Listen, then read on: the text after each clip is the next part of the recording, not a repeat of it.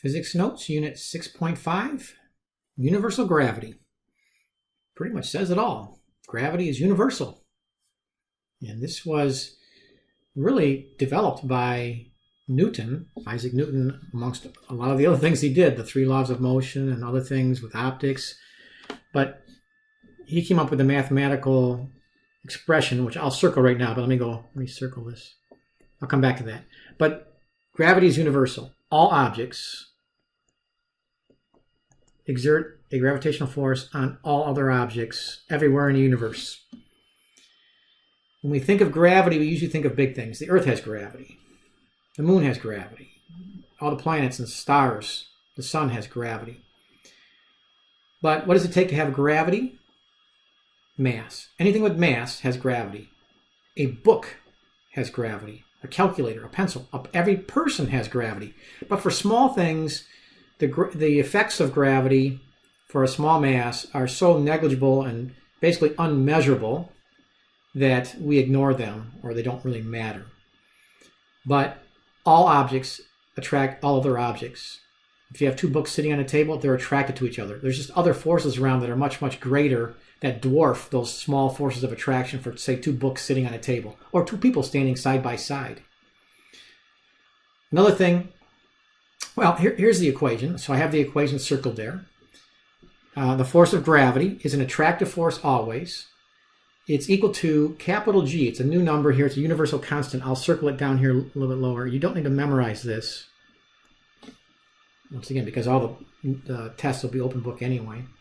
But it's 6.67 times 10 to the negative 11th Newton meter squared per kilogram squared.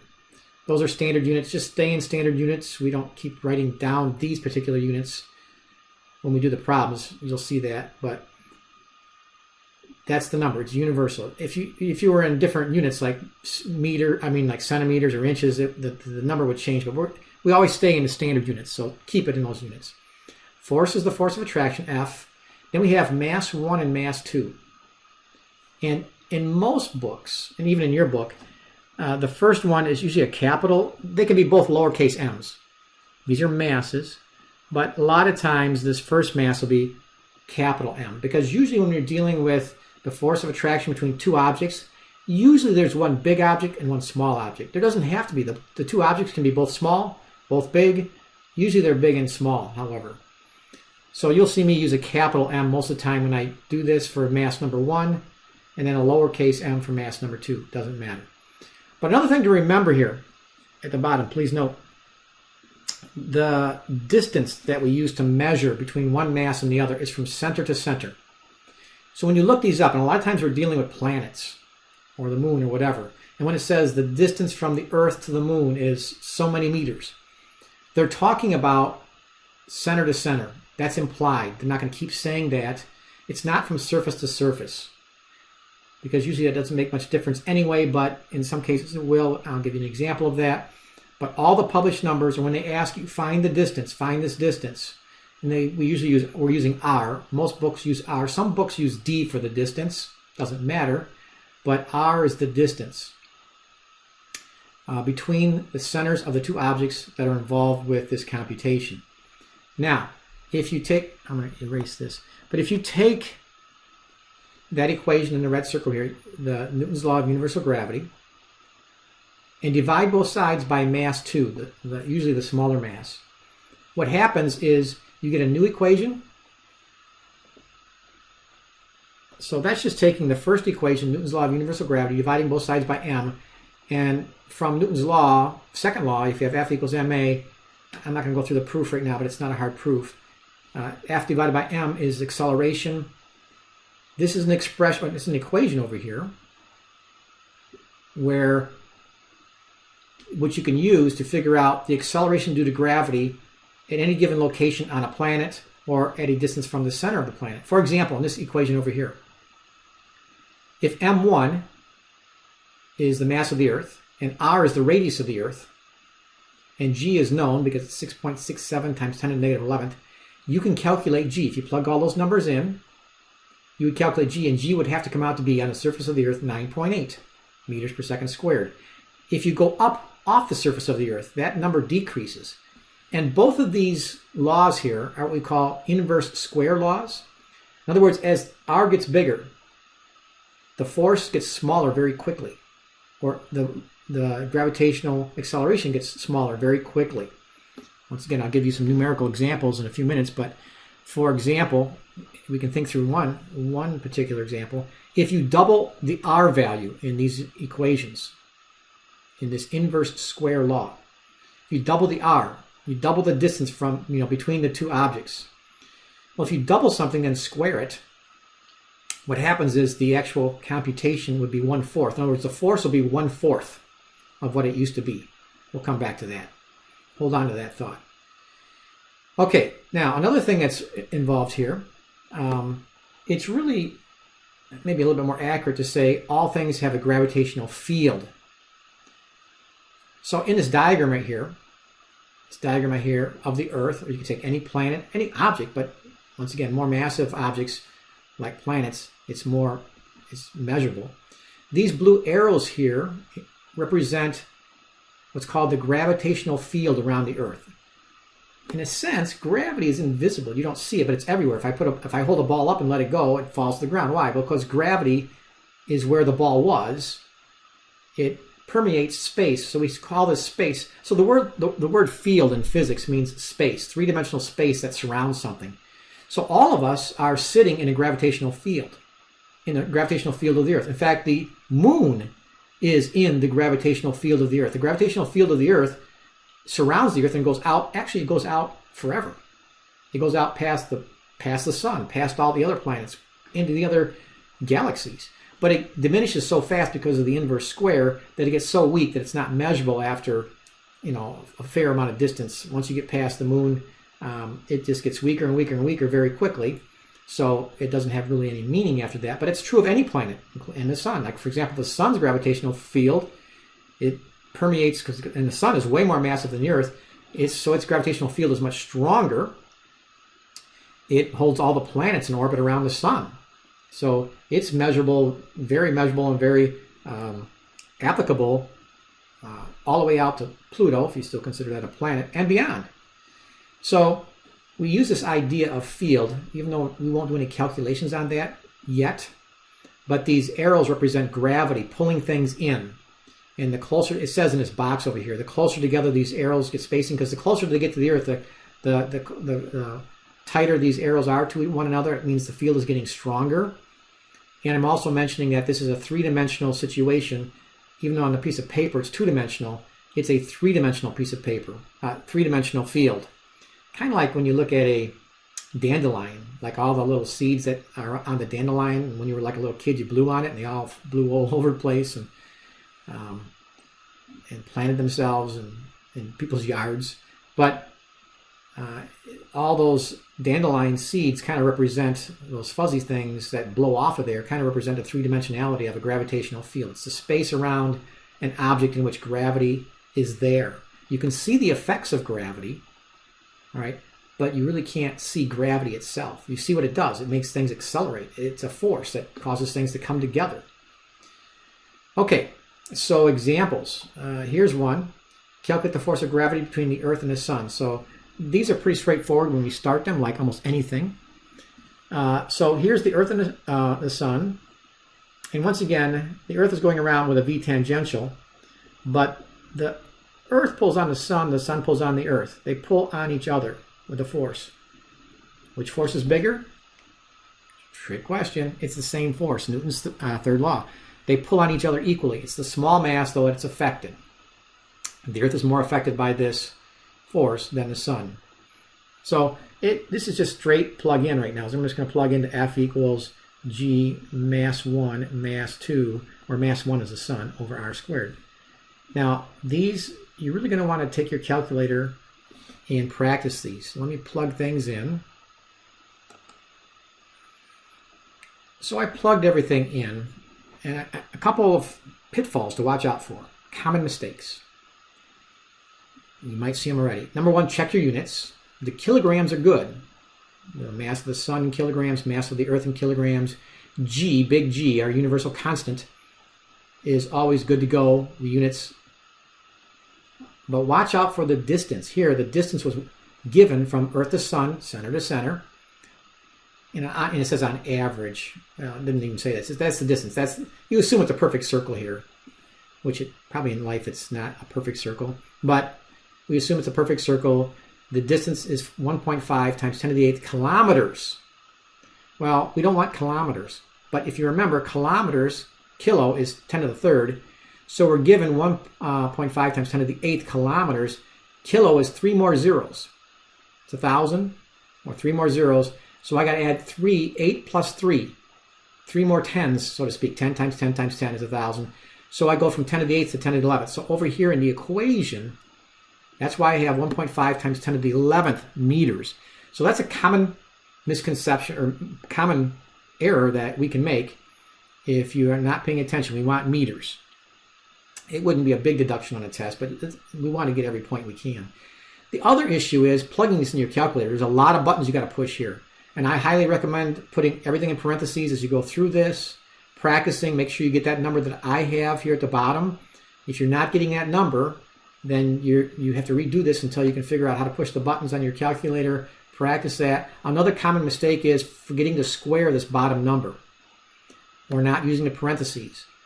So practice that. If you need help with the calculator, we may have to do that in a practice session or review session to show you kind of how to push the right buttons. And some calculators are a little easier than others to handle.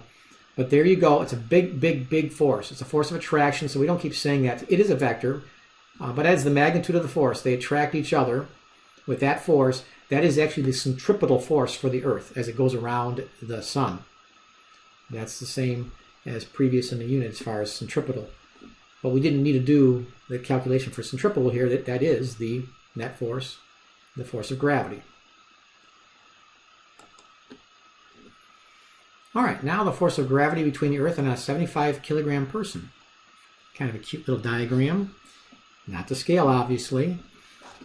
So we will be plugging into F equals G mass 1. In this case, mass 1 is the Earth, mass 2 is the person, over R squared.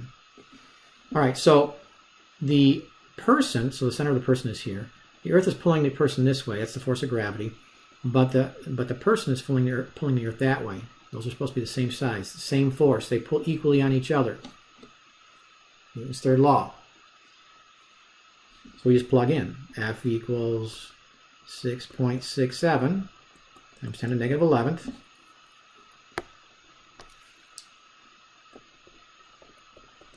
Okay, times the mass of the Earth, which is 5.98. So you need to be given some of these numbers. You can't just be expected to memorize these. Times 10 to the 24th. They were given up there. Times this person's mass, 75. Double check the kilograms. And now here's the issue. When you're standing on the Earth, how far from the Earth are you?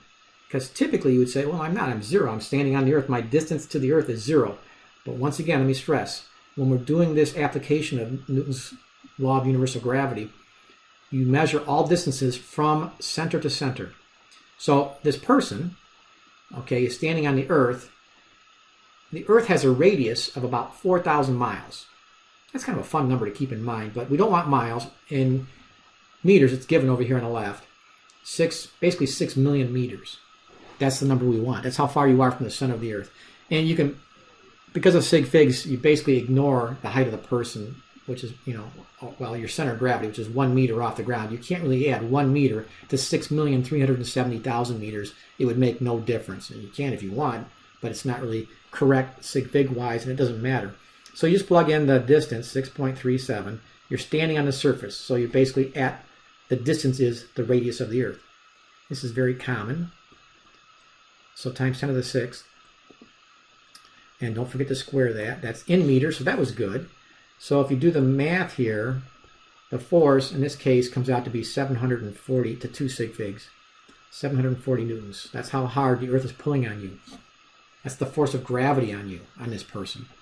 Well, that's how hard the person is pulling up on the Earth, but it doesn't do anything to the Earth. It's too big of a mass. Now, if we think back once again to W equals mg, or I'll just do it over here. W equals mg. We've been doing a lot of problems to find the weight of a person. That basically is the shortcut. This is the shortcut equation we've been using to find the weight of a person. Because we know G, we've been rounding it off to 10. So if we were to do that like we did in previous problems, this person is 75 kilograms, and we've been rounding off to 10. It would be more accurate to make that 9.8. Well, I'll put 9.8 in there right now. But obviously 10 times 75 is 750. That's real close. That's just basically round off. 750 versus 740. But I bet you 75 times 9.8, that is, well, rounded off, that's 740. That is 740 to 2 sig figs. So it gives you the same answer. It should give you the same answer because by definition, the weight of something is the force of gravity. So when you're on the surface of the Earth, there's the shortcut because you know this value, 9.8. But if you're on a different planet, or if you're up off the surface of the Earth, like you're an astronaut or something like that, which we'll discuss in a little bit, the value for G is not 9.8. So that's the only time you use that, but it's a lot of we use this a lot of times because almost always we're on the surface of the Earth, but now we're going to have a few cases where we're not. All right. Inverse square relationships. So let's practice this for a little bit. I already mentioned once. If you take that equation, I have 3 examples here. But if I take this equation, here's what I do. If you write this down or even think of this, you can do these really easily. F equals gm sub 1 m sub 2 over r squared. All right, I'm going to do 3 of these. So I'm just going to write it down 3 times. I even kind of think of these in my head. But you can write them down. M sub 1. That's not real good. Okay, m sub 1, m sub 2 over r squared. New scenario, part C. These are 3 separate problems. But they're done in a similar fashion. And we do this with a lot of other things in this class as well. This particular mathematical technique, it's really more math than it is physics, is just a good way of comparing. For example, what they're saying here, in part A, I need to switch. Okay, in part A, they're saying, what if we double r, the distance between the 2 objects? I have 2 objects that are side by side, 6 meters apart, and now I make them 12 meters apart. I don't even need those actual numbers. I could go 6 and 12 or 5 and 10. I'm doubling something. But bottom line, here's how I think of this. Just put a 2 right here in place of r, but you have to square it. So what happens when you put a 2 there and you square it? Well, basically you're, in a sense, dividing by 4. In other words, the shortcut is, if you just look at that, F nu, the new force is going to be equal to 1/4 the old force. I could call it F2 versus F1. In other words, we're just looking for what happens here. If you separate the things twice as far apart, the force goes down by a factor of 4. And conversely, if you have 2 things that are just the opposite, that are 12 meters apart, and you make them half as far apart, then the force will go up by 4. Give you another example. If r triples. So if I put a 3 here, I put a 3 there and I square it, I get a 9. So the new force would be 1/9 the old force. All right, so you'd have 1/9. And accordingly, if you have 4 times the distance, you have 1/16. And then you could do a bunch of variations in this. You might say, okay, if M1 doubles and M2 triples and R quadruples, and so they can give you a G cannot change. Everything else can change. But all you got to do is think of, okay, what numbers. So if I put a 2 here, and okay, so I'm going to put that in parentheses. I'm going to put a 2 there, and M2 goes to a 3. I can do this with colors easier than you can do on a piece of paper probably. And then R is a 4. The thing is, you have to remember in the denominator, you're squaring that denominator. So what's happening is your new force, the new force you're going to calculate, you just look at the multipliers here. It's in the numerator you have 2 times 3, which is 6. And in the denominator you have 4 squared, which is 16. So the new force is 6 over 16 times what you started with, the old force. Well, that is usually simplified to F nu is 3/8. So the new force would be 3/8 what it was. All right. So those are some things that happen. You might be quizzed on that in the homework or on the test. So bear that in mind.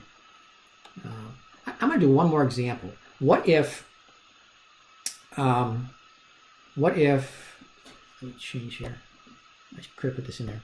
So what if R is 1/3 and the mass number 1 is multiplied by 4 and mass number 2 is 1/3. So that's a really tricky one. So the distance is 1/3. So the distance is not increasing, it's decreasing by 1/3. You do it the same way. This is my fourth example, A, B, C, D. Fourth example. So my new force, let me write down the equation and I'll put the factors in here. So it starts off, here's the general form of the equation, m1 sum m2 over d squared. So what I'm doing now, because I'm not increasing everything, I'm decreasing some of these. In other words, R, oops, I used a letter there that some books use. All right, I want to put R squared down here, not D squared. R squared. R or D doesn't matter, but I want to be consistent. Okay, so you put the numbers in. This one's a tricky one. So let's start with the easy thing. Mass number 1 is going to be a 4 here. So that makes things 4 times bigger. That alone would make the force 4 times bigger. If you increase one of the masses by 4, the force increases by 4. That's a 4 right there. So I have a 4 right there. And then I have mass number 2 is a 1/3. That's a 1/3. And then in the bottom here, the radius is a 1/3 squared. Now that's kind of a mess the way it's looking right now. Sorry about that. So I'm going to kind of simplify this off to the side. So what I have, just looking at the blue factors, I just want to see what that does mathematically. So what I have is 4 times a 1/3 over a 1/3 squared. All right? Well, and you got to remember to square that 1/3. So on the denominator here, it's going to be a 1/9 once you do the squaring. So now we just have to look at what does that do mathematically? So if you remember from math, from algebra, from arithmetic, basically you're going to have 4/3 over 1/9. 4/3 over 1/9. So you have 4/3 divided by 1/9. And if you remember from algebra, if you have a fraction divided by a fraction, you take the top fraction and multiply by the reciprocal of the bottom fraction. So okay. I should have just gone this way with this problem. So I have 4/3. That's 4/3 over 1/9. I have a fraction over a fraction. So that turns into 4/3 times 9 over 1. So my final factor here is, well, 4 times 9 is 36. 4 times 9 is 36. Divided by 3 is 12. So that gives me a 12. All right, so I didn't really use this over here. Didn't really give myself enough space here. But what I'm saying here in this problem, for part D, is that the new force is 12 times, if you look at all those factors combined like we just did, the new force is 12 times what it started off to be, the old force, the original force. So the force of gravity would increase by a factor of 12. So, yeah, that would be a complicated one. The other ones are more likely in a test. Now, Cavendish. Henry Cavendish, in the late 1700s, almost the 1800s, did an experiment. And he spent years probably on it, at least more than these 2 years probably on this. But he basically was able to accurately measure big G. He was kind of clever. He had to be really careful. All right. I gave you the setup here. So basically the idea here is to figure out the value of G to be 6.67 or whatever units they were using back then. So he's using Newton's law here, and he wants to figure out G. He wants to figure out G. So if you want to figure out G, you have to calculate everything else or measure everything else. So what he did is he took a horizontal rod with 2 weights on the ends, the 2 red weights. Kind of like whenever you watch a marching band and at the front they have these baton twirlers. They have 2 weights at the end. Those are usually not the same weight. But if you put the same weight in the end of a baton, like a horizontal stick with 2 weights at the end, equal weights, here they're kind of small, and it's suspended by a string to the ceiling. Well, it's not really a string. It's a wire going up to the ceiling. It's a wire that's hard to twist. And what happens here is, well, it's not that hard to twist, but they take 2 larger objects, like two big bowling balls, so to speak. So these blue things, these blue balls, represent two large balls on a table. And he brings them a given distance. Well, first of all, they're not there. Then he moves them in. And when he moves those two blue objects close to these small red objects, the red objects are attracted because of gravity. Even though they're small, there's still the force of gravity. But this force is so small, it's hard to measure. But he was able to measure it because this thing is so precise and so fine. This wire, it's a thin wire, will twist when the two blue masses are brought close to the red masses. And by the amount of twist in the wire, he could calculate the force. So he could get the force, from the twist in the wire.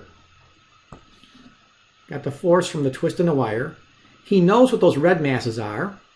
So he knows the red masses. He adds those all up. That's kind of like mass 1. He knows what those blue masses are. That's mass 2. Just adds those together. If they're both 6 kilograms, that's total 12 kilograms for mass 2. And then he knows how far apart. He has to make sure that there's the same distance on both sides. So this distance over here is the same as how far apart these are over there. So he knows the distance, which is r. So if all the things in circles, I know what they are.